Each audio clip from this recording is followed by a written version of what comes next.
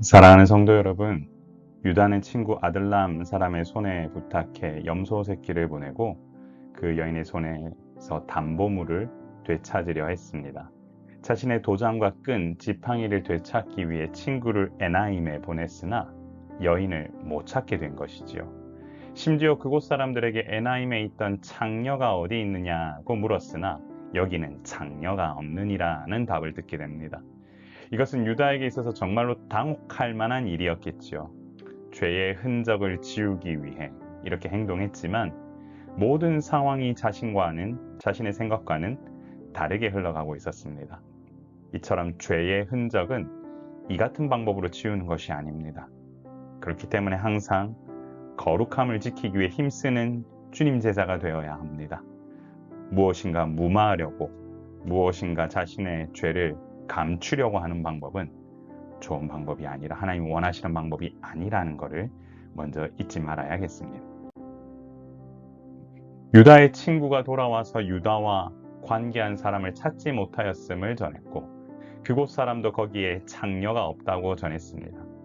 유다는 자신이 남겨둔 증표를 가지게 두라고 말하면서도 염소 새끼를 보냈음에도 찾지 못한 것을 넌지시 책망하는 모습을 보입니다. 이처럼 음란한 행위를 저지른 것은 자신임에도 불구하고 이 모든 행위에 대한 책임보다 다른 이를 탓하려는 모습을 보이는 것입니다.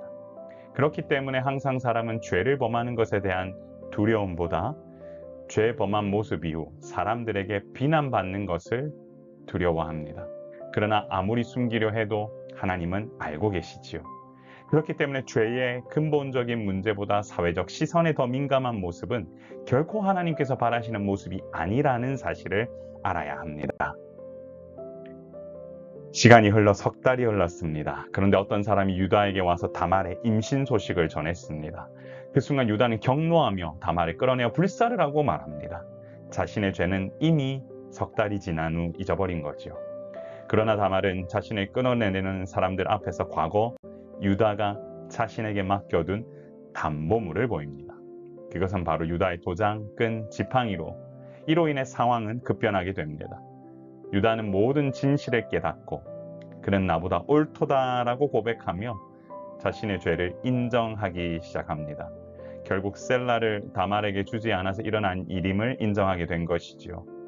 이처럼 유다는 다말의 증거 제시로 자신의 죄를 인정하게 되었습니다. 근데 여기서 중요한 것은 죄를 범하는 것에 대해 결코 가벼이 여겨서는 아니 된다라는 겁니다. 언제나 모든 나의 모습을 보고 계시는 하나님, 그분이 우리를 지켜보고 계신다는 사실을 알고 항상 거룩함을 지키고 주님 원하시는 모습으로 살아가는 우리가 되어야 할 것입니다. 해산할 때를 보니 쌍둥이였습니다. 쌍태 중에 손을 내민 아이가 있어 산파가 그 아이의 손에 붉은 줄을 메어주면서 맞으라고 했습니다. 그런데 그 아이가 손을 거두는 일이 일어났죠. 그리고 다른 아이가 먼저 태어났는데 그 아이의 이름이 베레스이고 붉은 줄을 손에 맨 아이의 이름은 세라였습니다. 사실 산파가 손에 붉은 실을 묶었다는 것은 장자임을 증명하는 표시입니다. 오히려 붉은 줄을 손에 맨 아이가 늦게 나오는 이런 일이 벌어지는 것은 참 아이러니한 일이죠. 이것은 인간의 계획과 그리고 의지대로 모든 것이 흘러가지 않는다라는 것을 보여줍니다. 결국 태어나는 순서조차도 하나님께 달려있음을 알 수 있는데 유다와 다말의 부적절한 관계로 태어난 아이이지만 하나님께서는 이 아이들을 통하여서도 어쨌든 구속사를 이어가고 계심을 보입니다.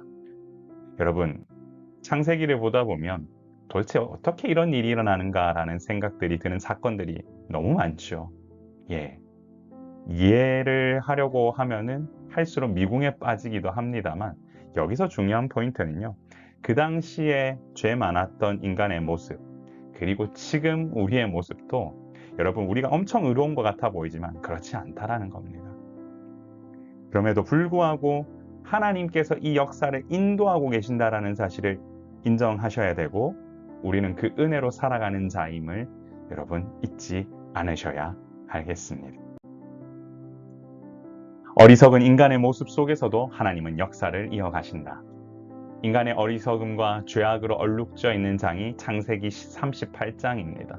유다는 며느리를 장녀로 오해했고 부끄러움을 피하기 위해 온갖 술수를 꾸밉니다. 그의 행동은 지극히 어리석고 죄악으로 얼룩져 있었습니다. 하지만 그 속에서도 하나님께서는 역사를 멈추지 않으셨습니다. 하나님께서는 유다로 하여금 잘못을 인정하게 하는 것을 넘어 자신의 교만과 죄악을 깨닫게 하셨습니다. 더 놀라운 것은 이들의 죄악이 담긴 역사를 통해 하나님께서 구원 계획을 이어가신다라는 점입니다. 또한 붉은 줄을 손에 맨 세라가 나중에 태어남을 보며 인간의 계획과 의지가 아닌 하나님의 주권 역사를 통해 모든 일이 진행됨을 보입니다. 이처럼 유다의 어리석음과 다말의 절박함을 사용하사 예수님의 족보로 이어지는 베레스의 탄생도 주님께서 이루시는데요. 어리석고 연약한 인간의 모습 속에서도 하나님께서는 이와 같은 일을 이루시는 분이십니다. 그러므로 매 순간 우리는 하나님의 계획을 바라보며 하나님의 주권 역사 안에 내 삶이 들어가 있다는 사실을 기억해야 되겠습니다.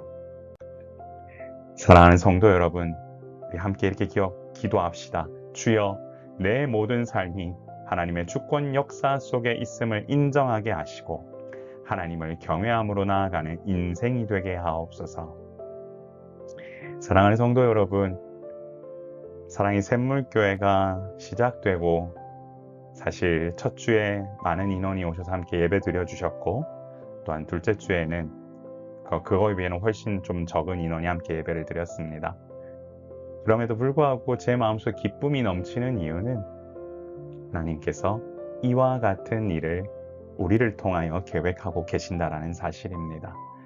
이 교회가 처음 비상할 수 있는 그 시간 동안 한 번씩 오셔서 예배 같이 드려주시고 또한 주변 분들에게도 소개해 주셨으면 좋겠습니다. 그리고 아직 방황하고 있는 사람들이 있다면 그들에게 이 교회를 가서 한번 신앙생활 해보라고 또한 권면해 주셨으면 좋겠습니다. 저도 제가 있는 자리에서 믿지 않는 이들에게 전도하고 지금 지내고 있는데요.